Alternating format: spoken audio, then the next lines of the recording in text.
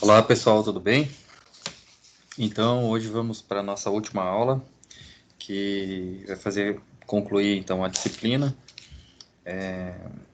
Essa aula já está lá na nossa base de arquivos lá no Google Class e também os testes novos para entrega até dia 15. Tudo bem? Hoje vamos então concluir com Brigada de Combate a Incêndio. Brigada de Combate a Incêndio, vocês vão ver que segue mais ou menos o mesmo princípio de quantitativo que foram usados lá para cálculo do SESMIT e da CIPA. Segue mais ou menos o raciocínio. É um combo mais ou menos de cálculo da CIPA junto com aquela norma que a gente viu que é o grau de risco para dimensionamento de extintores, que foi nossa última aula. Beleza? Então, a composição de brigada de combate de incêndio, ela está fundamentada na NR 14.276, que vai estabelecer como deve ser feito, que tipo de treinamento deve ser dado, como se dimensiona. Ela vai determinar, então, os requisitos mínimos para a composição, formação, reciclagem dos brigadistas de incêndio. A função principal é preservar o patrimônio físico da empresa, mas principalmente a vida dos trabalhadores.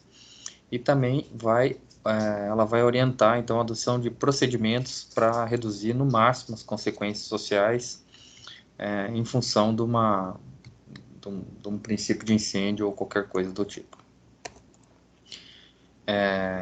A Brigada de Combate ao Incêndio, então, é formada por um grupo de pessoas que vão ser os próprios trabalhadores da empresa. Está em vermelhinho ali, porque é importante, essas pessoas devem ser treinadas, então, parte fundamental e componente, então, do brigadista, vamos pensar assim. E essa pessoa, ela vai ser treinada, não está em destaque ali, mas para auxiliar no salvamento, mas principalmente para combate de um princípio de incêndio. Depois que se propagou, depois que atingiu determinadas proporções, não tem mais o que fazer. Por segurança, se isola o local. Aí entra naquelas outras normas de corta-energia que a gente trabalhou as aulas anteriores. Então, o brigadista e a composição do brigadista é para início de incêndio ou para evacuação. No caso dos equipamentos, então, a empresa é obrigada, conforme a parte de incêndio tem uma norma específica, mas ela entra praticamente naquela questão de equipamentos de proteção coletivas, então tem que ser fornecido para a empresa, também individual, né, lógico, ela deve ser fornecida pela empresa.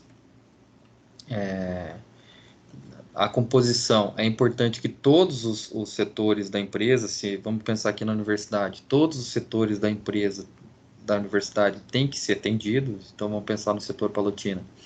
O pessoal da administração tem que ter alguém, pelo menos, o pessoal ali do hospital veterinário tem que ter alguém, o pessoal dos laboratórios tem que ter alguém, ou por bloco, melhor dizendo, tem que ter alguém. Então, é importante todos os setores da empresa estar contemplados. E a pessoa, então, que faz parte da brigada de incêndio é chamada brigadista. E essa brigada, como da mesma forma que a CIPA e o SESMIT, tem que ter um coordenador geral.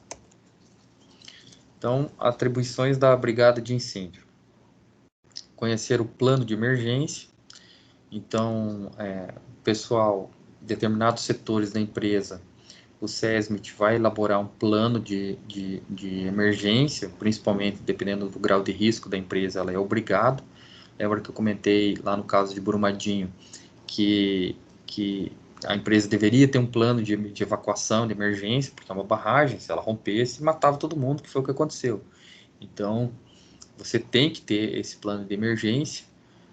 O brigadista tem que saber esse plano de evacuação ou plano de emergência para como lidar numa situação de risco e principalmente por quê? Porque é ele que vai auxiliar a execução desse plano. Então, é ele que vai estar em cada setor. Então, pegou fogo no setor administrativo. O brigadista que está lá no setor administrativo vai avisar os demais, mas principalmente ele vai auxiliar na evacuação ou na contenção desse início de incêndio, se for possível, evidentemente, desde que não envolva risco para a vida dele mesmo.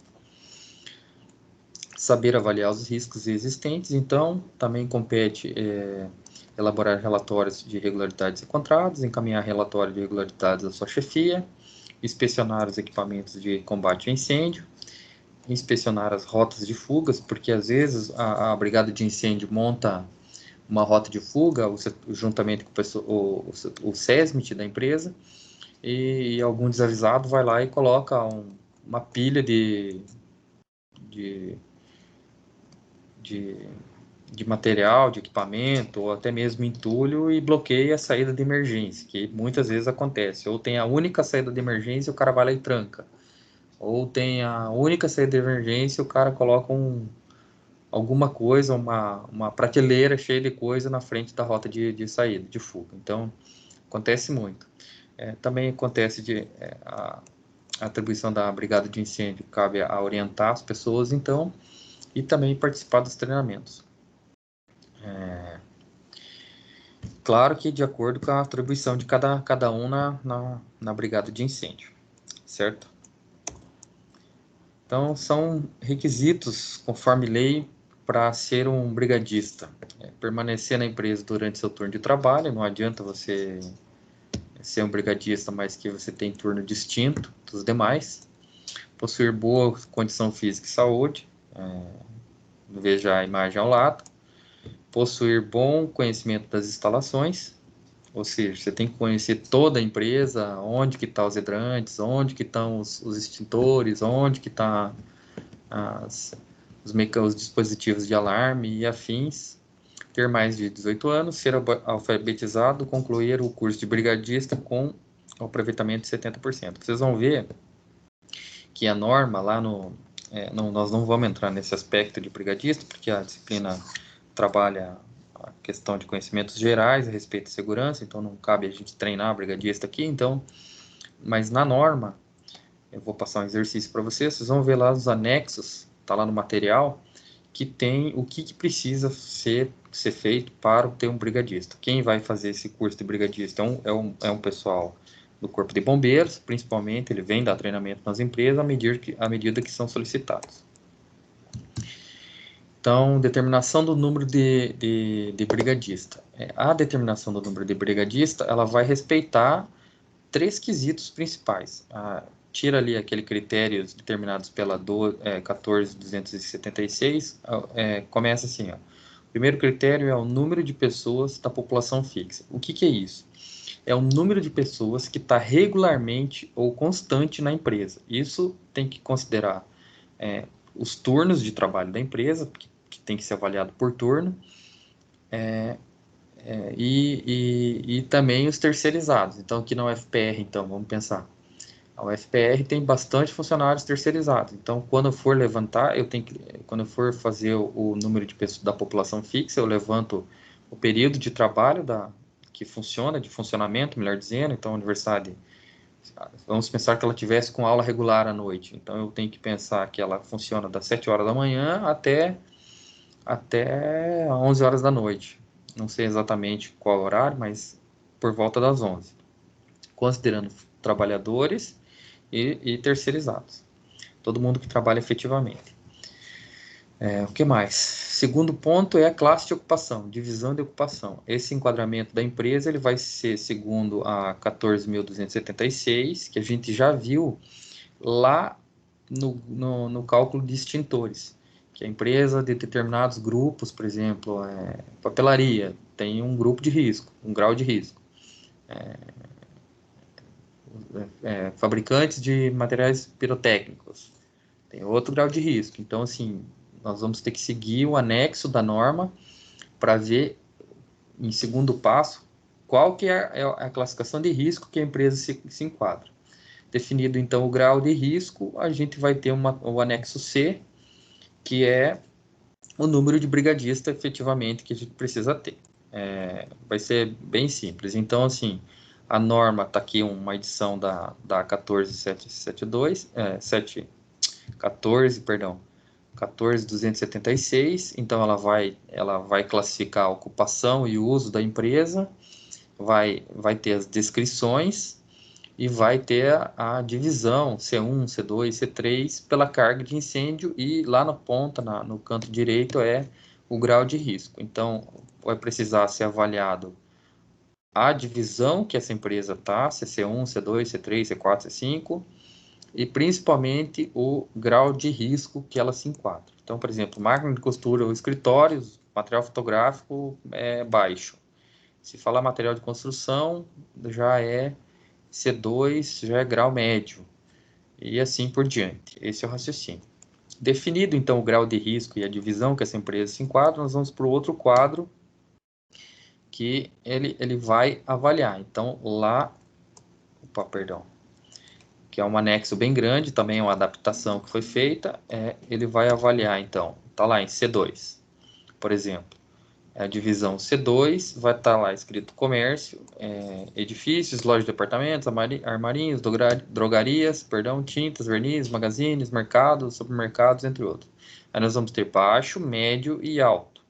Então, se no nosso caso, nós vamos ter que avaliar qual que é o risco que está lá envolvido.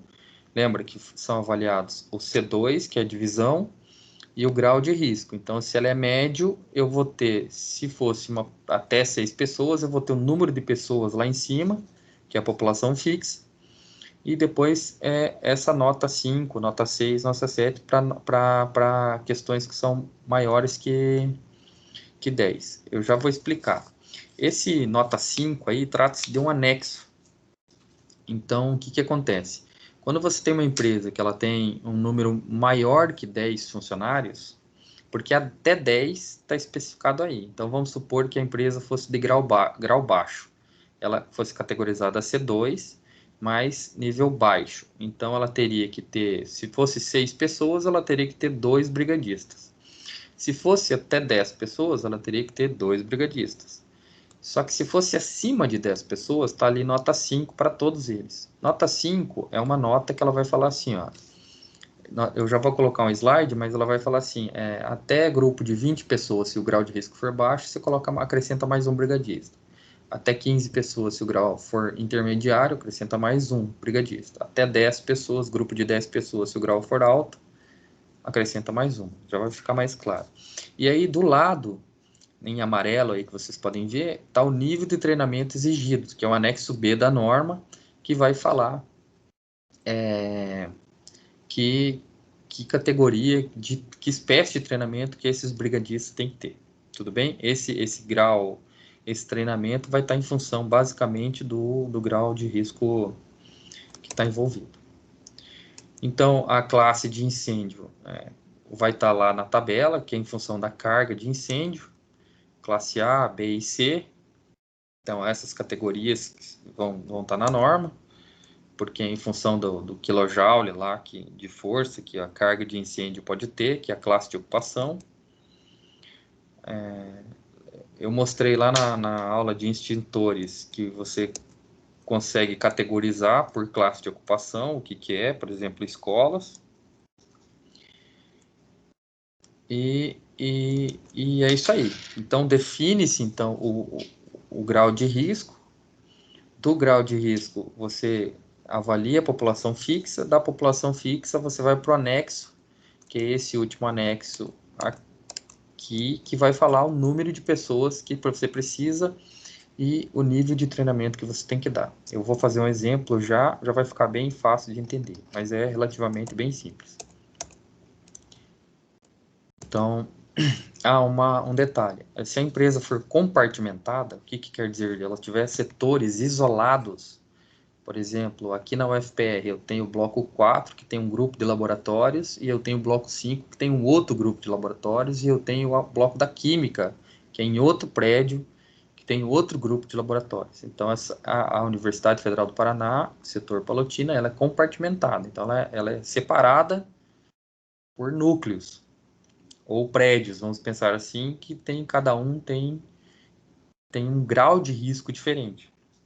Então, se a empresa é compartimentada, o cálculo de brigadista de incêndio pelas edificações ou setores, poderá ser realizado de acordo com o grau de risco para cada edificação ou setor separadamente. Então, assim, se fosse aqui no FPR, eu teria que fazer uma avaliação do número de brigadista para o bloco da química, para o bloco da 4, para o bloco 5, para o bloco 2, para o bloco administrativo e assim por diante. Se ela não for compartimentada, eu tenho que fazer um cálculo único do número de pessoas que estão atuantes lá, que é a população fixa, e eu cato maior grau de risco para avaliar.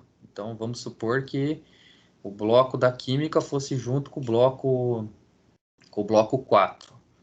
Se fosse um único prédio que tivesse envolvido, eu ia catar o pior risco deles todos e avaliar a população como toda pelo pior risco. Tudo bem? Então, vamos fazer um exercício para ficar bem fácil de entender. Então, vamos pensar assim, ó, uma farmácia necessita montar uma brigada de incêndio. No levantamento, a empresa está organizada em parte administrativa com 4 funcionários, parte de atendimento ao comércio ao público com 8 funcionários e uma pessoa para serviços gerais. Considerando que toda a empresa está no mesmo prédio e funciona em horário comercial. Então, assim, ela não tem horários distintos, só trabalha em horário comercial e toda essa galera está tudo no mesmo espaço. Então, ela não é compartimentada. Então, pede-se para determinar a classe de ocupação do solo, ocupação da empresa, a população fixa e a população fixa. Então, vamos determinar a população fixa primeiro. Ou melhor, perdão, a classe de ocupação. Então, lá pela tabela, eu vou ter... eu vou correndo a tabela, vocês vão ver que a tabela é enorme. Eu vou ter lá comercial, varejista, loja. Eu vou ter lá embaixo, em algum momento, drogarias, incluindo depósito. Ah, uma nota aqui. Se você tem uma empresa que não está exatamente escrita na norma, você tem que fazer, se faz por analogia, tá? Então, você faz uma relação análoga do que ela é parecida com alguém e segue ela. Então, drogarias tá na divisão C2 e o grau de risco é médio. Então, beleza, já temos grau de risco e a divisão. Então, determinar a classe de ocupação. Grupo C, que está na comercial, divisão C2, comércio e drogaria, e o grau de risco médio. Beleza. E a população fixa? População fixa, como eu tenho todos os funcionários no mesmo lugar e trabalhando no mesmo turno, eu simplesmente somo eles. Então, eu vou ter 4 funcionários que são da parte administrativa, 8 que são atendimento ao público, mais um de serviços gerais, são 13 brigadistas. Essa é a minha população fixa que está sempre. Se tivesse um terceirizado, eu tinha que computar o terceirizado. Se tivesse turnos distintos com um número de pessoas distintas, eu tinha que contabilizar de forma separada. E se a empresa fosse setorizada, ou fosse prédios diferentes, ou tivesse isolamento compartimentado, também teria que contabilizar separado. Então, agora vamos dimensionar a nossa brigada de incêndio. Então, ela está lá na divisão C2, que é de comércio, e o grau de risco é o médio. Então, lá no meu grau de risco é médio, e eu tenho 13 funcionários, é minha população fixa. Então, eu vou ter o seguinte, até 10 funcionários, eu preciso de 4 brigadistas. Então, como eu tenho 13, 4 já são fixos. Eu tenho que ter 4 brigadistas fixos. Acima de 10, que seria o meu 13º, os 3 excedentes de 10, está ali nota 5. Vamos ver o que é a nota 5. Então, a nota 5 é um anexo da A, que ela vai falar assim, ó, se for maior que 10 pessoas, será acrescido um brigadista para cada grupo de 20 pessoas, se o grau de risco for baixo. Mais um brigadista para cada grupo de 15 pessoas, se o grau de risco for médio, e mais um brigadista se o grau de risco for alto. Então, como a farmácia, neste caso, está com um grau de risco médio, para cada 15 pessoas excedente de 10, eu conto um a mais. Então, teoricamente, se eu tivesse 25 funcionários, eu ia ter mais um apenas. Eu teria 4 mais 1, porque seria 10 até os 10, seria 4 brigadistas, e os outros 15 funcionários, mais um. Então, neste caso específico, a farmácia vai ter 5 brigadistas, que seria 4 até 10, e mais um de 0 até 15, que seria por causa do grau de risco médio. Beleza? Aí você vai olhar na norma lá, na NBR, no anexo B, que o grau de risco está lá, ó, nível de treinamento intermediário. Então, o nível de treinamento tem que ser categoria intermediária. Então, lá, quando a empresa solicitar o treinamento para os brigadistas pelo Corpo de Bombeiro, ele vai dar o nível de quesito de treinamento, deverá ser o intermediário. Ok? Por hoje é só, encerramos a aula de hoje.